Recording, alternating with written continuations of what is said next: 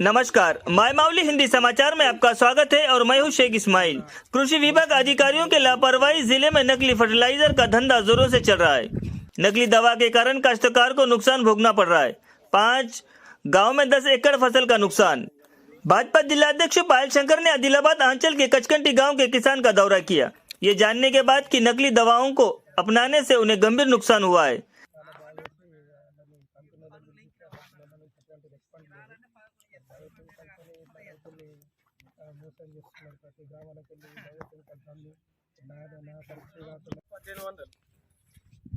కానీ పోసుడుకు ఎకరానికి 600 రూపాయలు ట్రాక్టర్ కొని మళ్ళీ దుక్కి రూట్ వేటర్ మళ్ళీ ₹1 సబ్సిడీ ఇవ్వలేదు. ₹1 కూడా సబ్సిడీ రాలేదు. ఇంత ఘోరమైన పరిస్థితి. ఆంధ్రప్రదేశ్ ఉండగా ఆంధ్రోడు కనీసం ఏదన్నా కానీ సబ్సిడీ కనీసం ఇస్తుండే. ఇది ఏమైపోయిందంటే చెప్పుకోక రాకపోతే మన పరిస్థితి.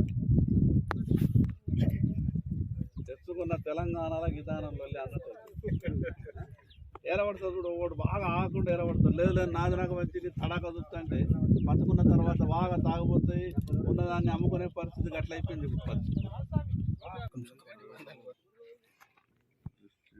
इस मौके पर उन्होंने कहा है कि प्रदेश में जिले के किसानों की स्थिति दयनीय है। उन्होंने कहा है कि सत्ताधारी अधिकारियों की लापरवाही के कारण किसानों को भारी नुकसान और कठिनाइयों का सामना करना पड़ रहा है। किसानों को अपने स्वार्थ के लिए मजबूर किया जा रहा है। उन्होंने कहा है कि पूर्व में भी भारतीय जनता पार्टी ने किसानों का साथ दिया था और नकली बोकतम का पर्दाफाश किया था, लेकिन अधिकारियों की लापरवाही के कारण किसानों को नकली दवा अलग से बेचने के लिए ठगा जा रहा है। कचकंटी गांव के किसान दत्तू ने अपनी 10 एकड़ की चने की फसल पर बायो फर्टिलाइजर का छिड़काव किया और पूरी फसल नष्ट हो गई। अधिकारियों को और नेताओं को तुरंत जवाब देना चाहिए और प्रभावित किसान को 50,000 रुपये प्रति एकड़ का भुगतान करके संबंधित दवा कंपनी पर प्रतिबंध लगाना चाहिए। उन्होंने कहा है कि न तो कृषि विभाग के अधिकारी और न बायो फर्टिलाइजर बेचने वाले दुकान और न कंपनी के प्रतिनिधियों को भी बायो फर्टिलाइजर के बारे में मालूमात नहीं है। उन्होंने कहा है कि अगर कोई किसान नुकसान हुआ है तो इसका असर सिर्फ एक पर ही नहीं बल्कि उसके पूरे परिवार पर पड़ता है। अधिकारियों को तुरंत कार्रवाई करके किसानों को न्याय करने की मांग की है। ఆదిలాబాద్ జిల్లాలో బయోపెస్టిసైడ్ పేరు మీద రైతులను ముంచే విధంగా పూర్తిగా మోసాలు నడుస్తూ ఉన్నాయి.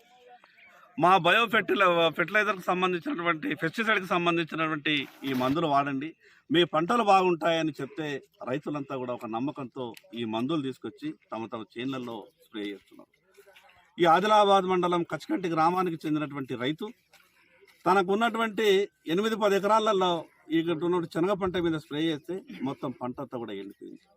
దీని మీద అధికారులకు విజ్ఞప్తి చేసి మా చేన్లకు రండి, నేను వేసినటువంటి శనగ పంట అంతా కూడా బయోపెస్టిసైడ్ స్ప్రే వల్ల మొత్తం ఎండిపోయింది, అటు షాపు యజమాని స్పందిస్తలేడు అని ఆ వ్యవసాయ అధికారులకు విజ్ఞప్తి చేస్తే కనీసం వాళ్ళ నుంచి కూడా స్పందన లేదు.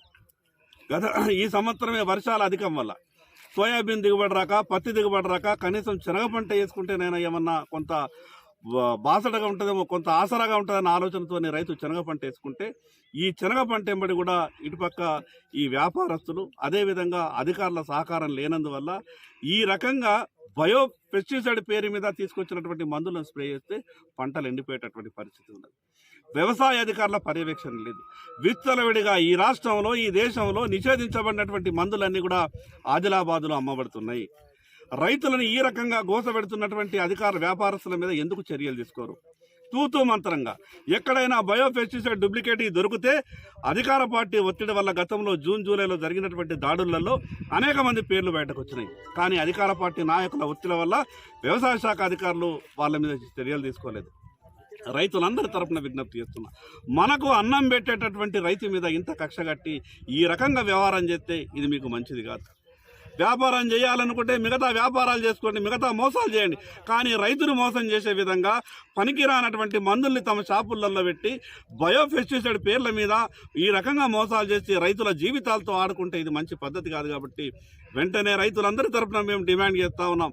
నష్టపోయినటువంటి రైతుకు ఎకరానికి కనీసం 50,000 రూపాయలు వెంటనే నష్టపరిహారం ఇవ్వాలి. మరి అదేవిధంగా ఏ బయో పెస్టిసైడ్కి సంబంధించినటువంటి ఈ కంపెనీ అయితే ఉందో దాన్ని పూర్తిగా నిషేధించాలి. మరి అదేవిధంగా అమ్మినటువంటి వ్యక్తులపై క్రిమినల్ కేసులు నమోదు చేయాలి. లేకుంటే ఇప్పటికే వేలాది మంది రైతుల్ని మోసం చేస్తున్నారు. ఇక్కడనే జిల్లా కేంద్రానికి 2 కిలోమీటర్ల దూరంలో ఉన్నటువంటి గ్రామంలోనే ఈ రకమైన మోసాలకు గురి చేస్తే ఈరోజు మారుమూల గ్రామాల పరిస్థితి ఏం కావాలా? ఏజెన్సీ గ్రామాలలోనైతే విచ్చలవిడిగా వాళ్ళకి అక్కడ చదువు రాదని వాళ్ళ అమాయకులని విచ్చలవిడిగా బయో పెస్టిసైడ్ పేరు మీద కోట్ల రూపాయల దందా నడుస్తున్నది. ఏం చేస్తున్నట్టు ఈ వ్యవసాయ శాఖ అధికారులు? నెల ఈ లక్షల కోట్ల రూపాయలు జీతాలు ఎందుకు తీసుకుంటున్నట్టు? ఈ రకంగా రైతుల్ని మోసం చేస్తున్నటువంటి వ్యక్తులపై వెంటనే క్రిమినల్ కేసులు బుక్ చేయాలి. అదేవిధంగా రైతుకు న్యాయం చేయాలని డిమాండ్ చేస్తున్నాం.